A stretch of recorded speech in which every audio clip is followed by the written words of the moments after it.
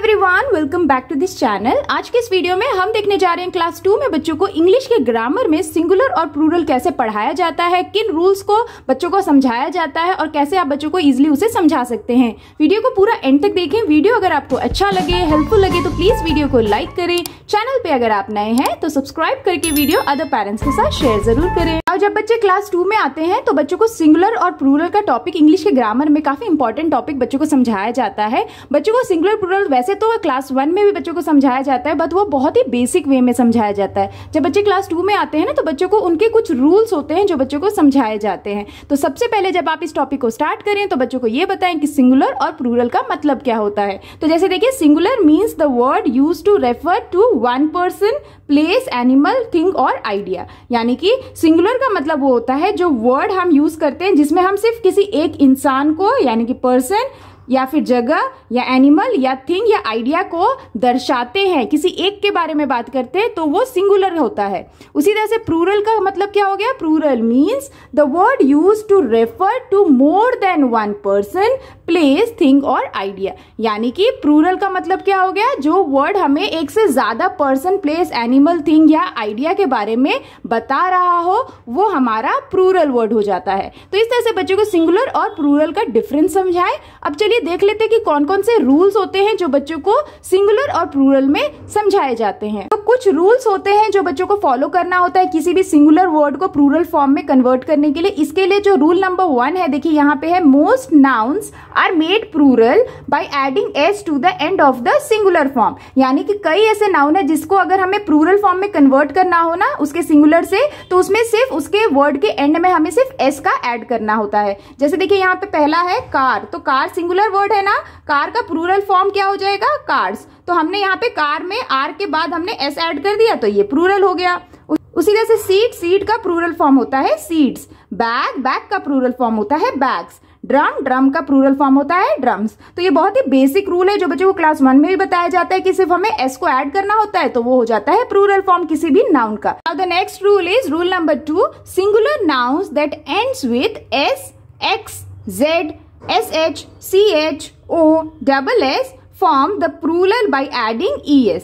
यानी कि अगर कोई सिंगुलर नाउन है जो S से, X से, Z से या श या च या O या डबल S के साउंड या लेटर से एंड होता है तो उसको प्लूरल फॉर्म में कन्वर्ट करने के लिए हमें उसके एंड में ES का ऐड करना होता है। जैसे देखिए यहाँ पे एग्जांपल दिया है बस, तो बस के लिए हमें प्लूरल फॉर्म में कन्वर्ट करना है तो हम इसमें क्या ऐड करेंगे? ES, क्योंकि बस क्या है? S से एंड हो रहा है ना। तो देखिए यहाँ पे जो ये वर्ड्स हैं ये बच्चों को याद रखना है कि अगर कोई भी वर्ड एस से, x, Z, SH, CH, O और डबल S से एंड होता है तो हमें सिर्फ ES का ऐड कर देना है उसे प्लूरल बनाने के लिए। जैसे बस का हो जाएगा बसेस। अब यहाँ पे डिश लिखा है ना, डिश किससे एंड हो रहा है? S और H से, तो हमें डिश के बाद ES को ऐड कर देना है तो ये हो जाएगा डिशेस। उसी जैसे बॉक्स, तो बॉक्स एक्स से एंड हो रहा है ना तो इसमें हम ES का ऐड कर देंगे तो हो जाएगा बॉक्सेस। उसी जैसे लंच है ना, तो लंच CH से एंड हो रहा है और CH से एंड हो रहा है तो हमें इसमें ES का यूज करना है।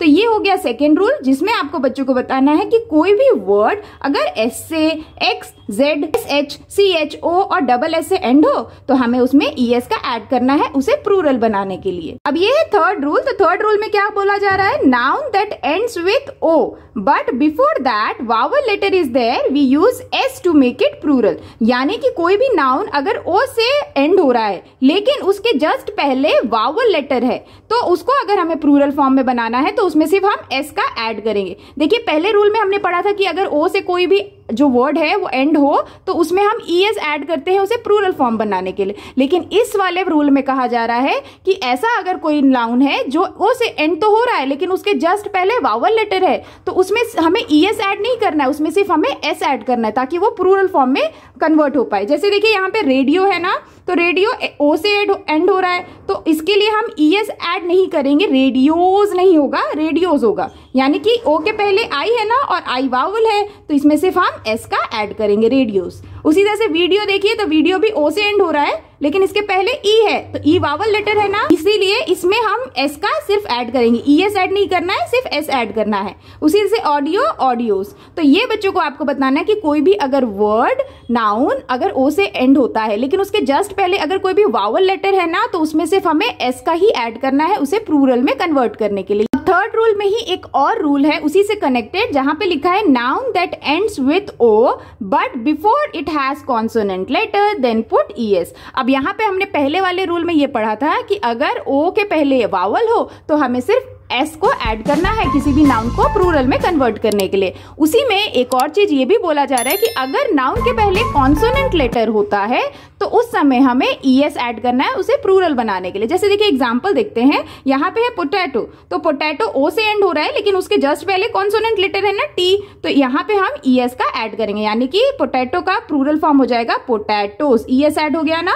उसी जैसे हीरो है, हीरो भी ओ से एंड हो रहा है, तो यहाँ पे हम सिर्फ एस ऐड नहीं करेंगे क्योंकि ओ के पहले आर है और आर कॉन्सोनेंट है, तो हीरो का हो जाएगा हीरोस। उसी से एको है तो एको का प्लूरल क्या हो जाएगा, एकोस हो जाएगा। तो इस तरह से बच्चों को ओ से रिलेटेड ही हमारे पास 2 से 3 रूल हैं जो बच्चों को आपको समझाना है, तो आप इस तरह से बच्चों को समझा सकते हैं। Now here is the next fourth rule. तो फोर्थ रूल में क्या कहा जा रहा है, the plural form of some noun that ends in F और FE is changed by adding VES, यानी कि कोई भी नाउन जो F से या FE से एंड होता है ना, तो उसको हम चेंज कर देते हैं और ऐड कर देते हैं VES। जैसे एग्जाम्पल के लिए देखते हैं, जैसे यहाँ पे वर्ड है हाफ, तो हाफ किससे एंड हो रहा है, एफ से एंड हो रहा है ना, तो इसको अगर हम प्लूरल फॉर्म में कन्वर्ट करेंगे तो इसका प्लूरल हो जाएगा हाफ्स। हाफ्स यानी कि HAL, एल तक एकदम सेम रहेगा, एफ को हम हटा देंगे और VES ऐड कर देंगे। उसी तरह से देखिए लीफ है ना, तो लीफ भी एफ से एंड हो रहा है,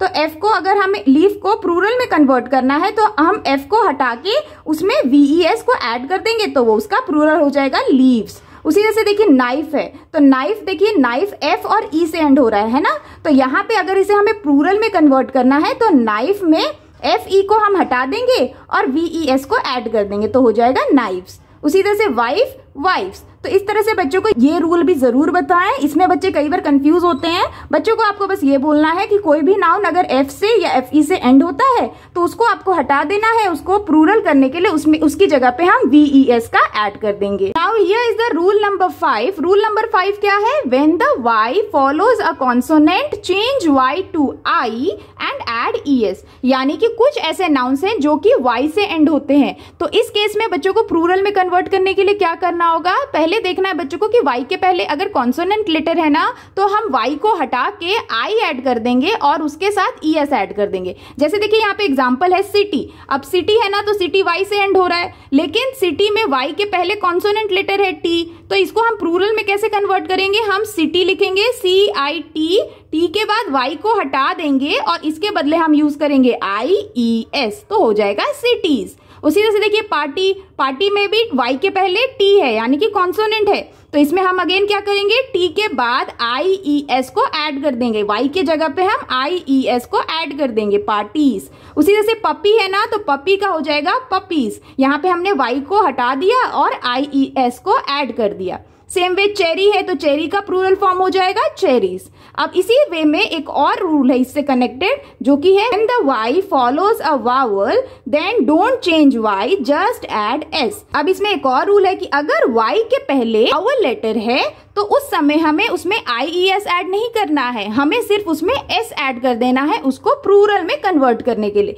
जैसे देखिए डे है ना, तो डे का प्लूरल फॉर्म क्या हो जाएगा, डेज हो जाएगा। क्यों, क्योंकि Y के पहले हमारे पास वावल है, तो जब वावल है तो इसमें सिर्फ हमें S को ही ऐड करना है इसको प्लूरल बनाने के लिए। सेम वे बॉय है, तो बॉय के पहले भी Y के पहले O है ना, तो ये वावल हो गया, तो ये हो जाएगा बॉयज। हॉलीडे, हॉलीडे का प्लूरल क्या हो जाएगा, हॉलीडेज। की का प्लूरल हो जाएगा कीज। तो ये दोनों ही Y से कनेक्टेड रूल हैं, ये रूल नंबर 5 है। इसमें भी बच्चे कंफ्यूज होते हैं, तो आप बच्चों को कुछ वर्ड्स दे सकते हैं और उन्हें इससे कंफ्यूजन से दूर कर सकते हैं कि कब हमें IES का यूज करना है और कब हमें सिर्फ S का ही यूज करना है जब आप Y की बात कर रहे हो। तो here is the rule number 6। Rule number 6 में बोला जा रहा है some nouns change completely to make its plural form, also called as irregular noun, यानी कि कुछ ऐसे नाउन्स भी हैं हैं जो अगर उसे हम प्लूरल में कन्वर्ट करना चाहें तो वो कंप्लीटली चेंज हो जाते हैं, जिसको कि हम इर्रेगुलर नाउन भी कहते हैं। जैसे देखिए एग्जांपल के लिए पर्सन, पर्सन का प्लूरल फॉर्म क्या होता है? पीपल, यानी एक आदमी, एक पर्सन को हम पर्सन कहते हैं। एक से ज्यादा लोग होते हैं ना तो उसको हम पीपल कहते हैं। तो यहाँ पे पर्सन था